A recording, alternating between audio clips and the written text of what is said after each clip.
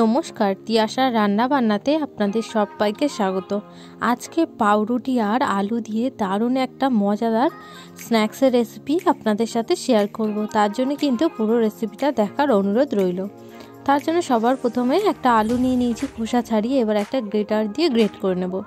আলুটাকে আমি এখানে গ্রেট করে নিয়েছি, আর এখানে নিয়ে নিয়েছি একটা মিডিয়াম সাইজের পেঁয়াজ কোচানো।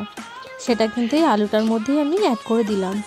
তারপরে দিয়ে দিলাম 2 চামচ মতন বেসন, আর এখানে দিয়েছি 1.5 চামচ মতন সুজিটা দেওয়ার কারণে কিন্তু এটা অনেকটা ক্রিস্পি হয় আর খেতে দারুণ মজার লাগে। তো এবার এর মধ্যে আমি অ্যাড করে দিলাম সামান্য পরিমাণে একটু হলুদ গুঁড়ো, একটু জিরের গুঁড়ো আর একটু গরম মশলার গুঁড়ো। সামান্য একটু জল দিয়ে এটাকে খুব ভালো মতন করে মেখে নেব। প্রথমে শুকনোই মাখবো, যদি মনে হয় প্রয়োজনে জল লাগবে তো একটু ছিটিয়ে মেখে নেব। এবার এদিকে আমি পাউরুটি নিয়ে নিয়েছি। এবার পাউরুটিগুলোকে এভাবে ছোট ছোট লম্বা লম্বা করে টুকরো টুকরো করে নিয়েছি।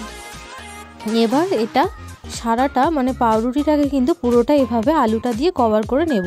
দেখুন, ঠিক এইভাবে কিন্তু আলুটাকে আমি কভার করে নেব।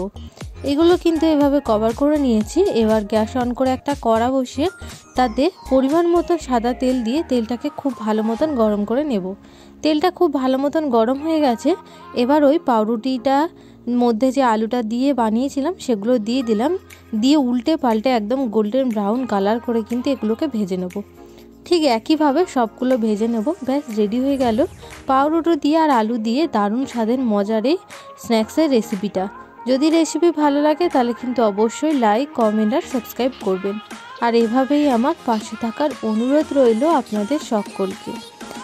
নতুন কোনো রেসিপি দেখার জন্য কিন্তু অবশ্যই কমেন্ট বক্সে জানাবেন যে আমি আপনাদের সাথে কোন রেসিপিটা শেয়ার করব।